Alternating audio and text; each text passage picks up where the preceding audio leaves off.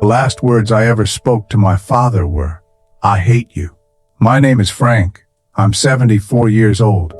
And for 7 decades, those 3 words have haunted every single day of my life. It was December 12th, 1954. I was 4 years old. That morning started like any other. Dad making coffee in our tiny Pittsburgh kitchen. Mom frying eggs on the old gas stove. Me playing with my red Tonka truck on the linoleum floor. Then the phone rang. Dad answered with his work-caloosed hands. "Hello? Wilson here." His face went dead white. Jesus Christ. When did it happen? Mom stopped stirring the eggs. "How many are down there?" Dad asked. The silence stretched forever. "I'll be right there." He slammed the phone down and grabbed his work coat from the hook. "Where are you going?" Mom's voice was sharp with fear. "Mine collapse at Hillcrest. Cave in on level 3. They need every experienced miner they can get." "Tom, it's your day off. You don't have to go." "Helen, there are men trapped down there. Some of them are my friends." I looked up from my truck. Something was wrong. The air felt heavy. "What's a cave?" "In Daddy, nothing you need to worry about, sport." But his hands were shaking as he laced up his steel to boots. Mom grabbed his arm. "Tom, please. You have a family to think about. Those men have families too." He stood up and headed for the door. I jumped up and ran after him. "Daddy, where are you going?" "To help some people." "Frankie, can I come?" "Not this time, buddy." Fear shot through me like electricity. Every time Dad left for work, I was scared he wouldn't come home. All the other kids at daycare had the same fear. Mining was dangerous work. "Please don't go." He knelt down to my level. His brown eyes were kind but tired. "I have to go, son. But I'll be back before dinner. I promise." "What if you don't come back?" "I always come back, don't I?" That wasn't good enough. The fear was growing bigger inside me. "Take me with you. The mine is no place for little boys. It's dark and dangerous." "I'm not scared." "I know you're brave, Frankie, but you need to stay here with Mommy." The panic hit me like a freight train. I started crying. Not the fake crying I did when I wanted something. Real crying. Desperate cry. "Oh, Don Gusto, aham! I need you to be a big boy right now." But I wasn't a big boy. I was 4 years old and I was terrified. I threw myself on the floor and screamed. "I don't go!" Dad's jaw tightened. He was running late. Men were trapped underground, and here I was throwing a tantrum. "Frankie, that's enough." "No! I had to go!"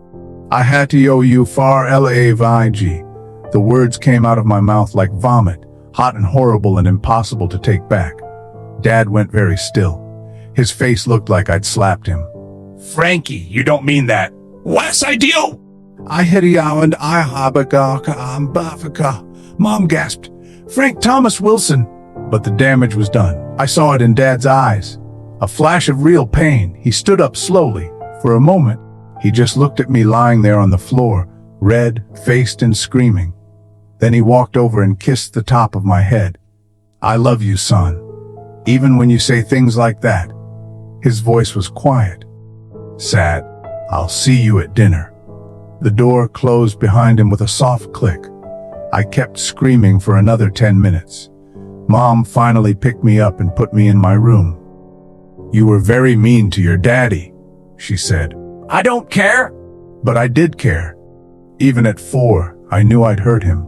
I just didn't know how to fix it. The phone rang again at 2:17 p.m. I remember the time because I was watching the Mickey Mouse Club. Mom answered in the kitchen. "Hello." "Thank God." "Oh no. I heard the phone hit the floor. I found her sitting on the kitchen linoleum, crying into her hands. "Mommy."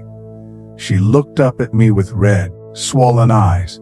"Daddy's hurt, baby. When is he coming home?" She started crying harder. That's when I knew. Even at 4 years old, I understood. Daddy wasn't coming home. Ever. The secondary collapse happened while the rescue crew was trying to reach the first group of trapped miners. Dad was part of that rescue crew. 17 men went down into that hole after the first cave in. 8 made it out alive. Dad wasn't one of them. They recovered his body 3 days later, December 15th, 1954. I didn't understand the funeral. All those people in black clothes. The wooden box they said had Daddy inside. The flowers that smelled too sweet.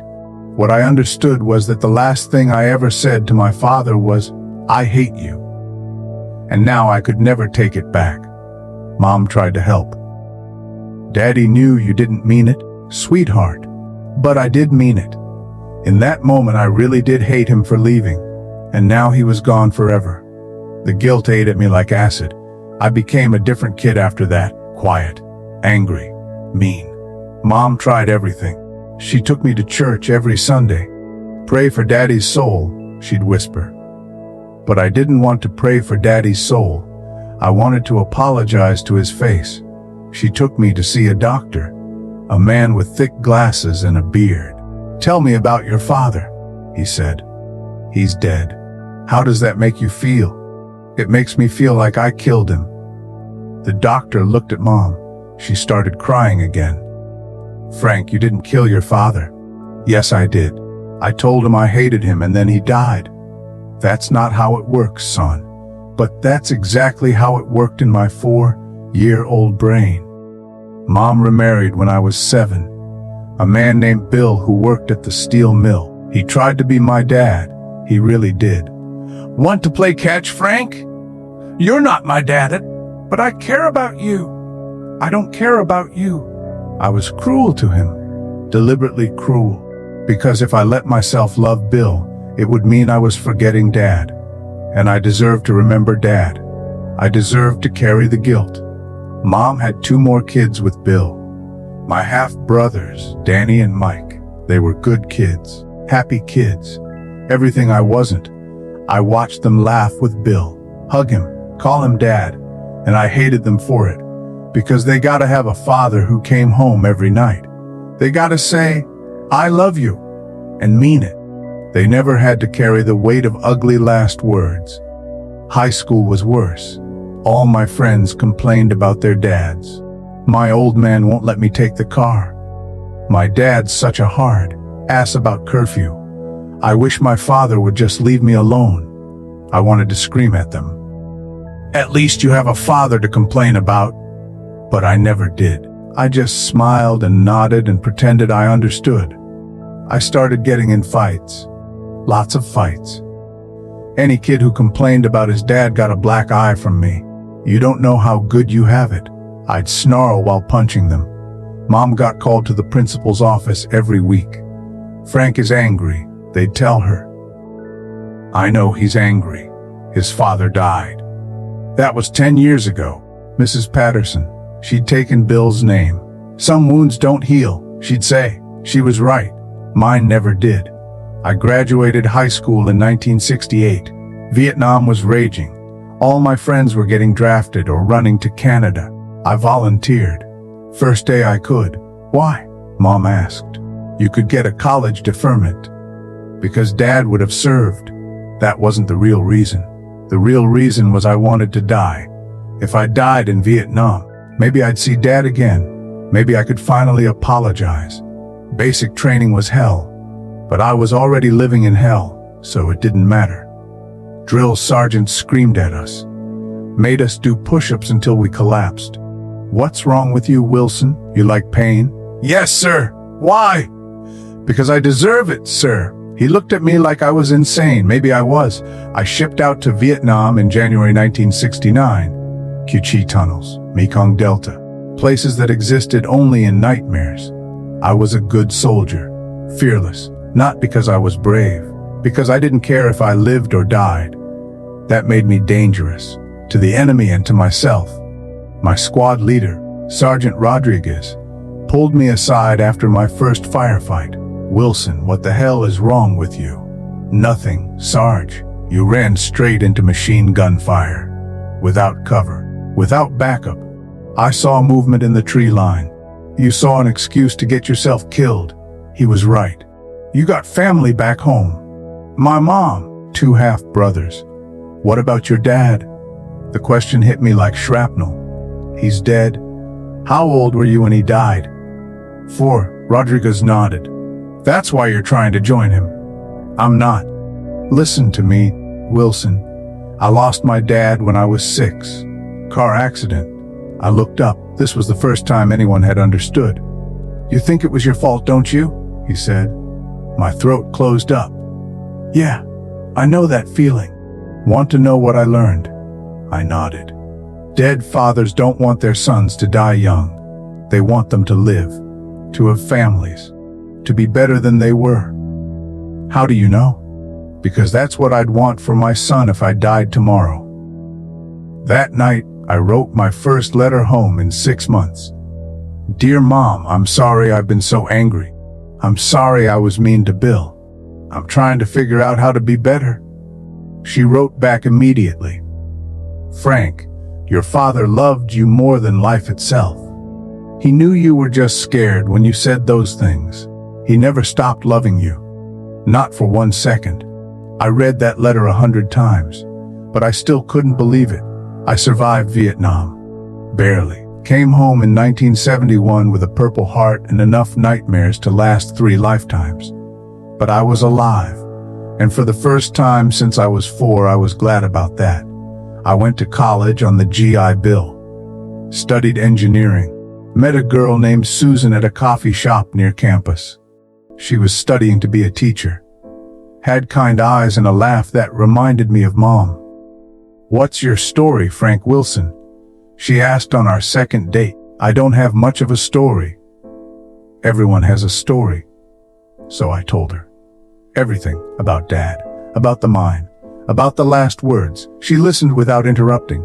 When I finished, she reached across the table and took my hand. You were 4 years old. So 4-year-olds say things they don't mean when they're scared.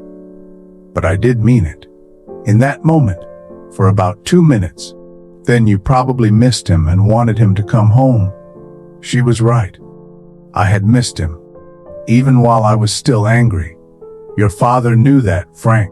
Parents understand their children better than children understand themselves. We got married in 1974. Small ceremony. I wish Dad could have been there to walk Susan down the aisle. Her father had died in Korea. We're both orphans, she said. Yeah, but we don't have to stay that way. We had 3 kids. Tommy, named after my father, Sarah, and little Frank Jr. Being a father changed everything. When Tommy was 4, he threw a tantrum because I wouldn't buy him candy at the grocery store. Daddy, oh, my heart stopped. For a second, I was 4 years old again. Then I knelt down and hugged him. I love you too, buddy. I said I had you. I know, but you're mad about the candy, not about me. He kept crying, but he hugged me back. That night, Susan found me crying in our bedroom. What's wrong? Tommy said he hated me today. And I finally understand what my dad felt. What did he feel? Nothing, because he knew Tommy didn't mean it. Just like Dad knew I didn't mean it. For the first time in 30 years, the guilt started to lift. But it took another 20 years to fully let it go. I was 54 when I finally visited Dad's grave. I'd avoided the cemetery my whole life. Too much guilt, too much shame. But Tommy was getting married, and I wanted Dad to somehow be part of it. The headstone was simple. Thomas Wilson, beloved husband and father. 1925-1954. I sat down in the grass next to it. Dad, I'm sorry it took me so long to visit.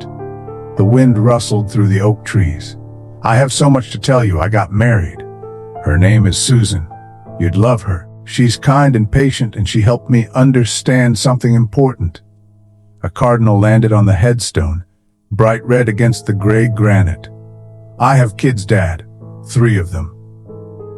Tommy's named after you. He's getting married next month. The cardinal cocked its head, listening. I was a good father, Dad. Not perfect, but good. I never left them angry. I always made sure they knew I loved them. Tears started flowing. I'm sorry for what I said that last morning. I was scared and I was 4 and I didn't understand that you were trying to help people. The cardinal flew closer, landed on my shoulder. I spent my whole life thinking I killed you with those words. But Susan helped me realize something. You died because you were brave. You died because you cared about other people more than your own safety. I wiped my eyes. I'm proud to be your son, Dad. And I hope you're proud of who I became. The cardinal stayed on my shoulder for another 5 minutes, then flew away toward the sunrise. I visit that grave every month now. I tell Dad about his grandchildren, about their accomplishments and their struggles. I tell him about my life, the good parts and the bad parts. But I never apologize again, because I finally understand what Mom and Susan and Sergeant Rodriguez tried to tell me all those years. Fathers forgive everything, even angry words from scared 4-year-olds, even when those words are the last ones they ever hear. Tommy asked me once why I waited so long to visit Grandpa's grave. I thought he was angry at me. For what? For something I said when I was your age. What did you say? I told him the story. He thought about it for a while. Then he said, Grandpa probably forgot about it as soon as he hugged you goodbye, out of the mouths of babes. I'm 74 now. I've been married to Susan for 50 years. I've watched my children grow up and have children of their own. I've lived a good life. Not perfect, but good. And I finally understand the truth about that December morning in 1954. I didn't kill my father with angry words. I was just a scared little boy who didn't want his daddy to leave. Dad knew that. He knew it when he kissed my head goodbye. He knew it when he walked out that door. He knew it when the mine collapsed. And wherever he is now, he still knows it. The last words I spoke to my father were, I hate you. But the last feeling he had for me was love. That's what fathers do. They love their children, even when it hurts, even when it's hard, even when those children don't understand, even forever.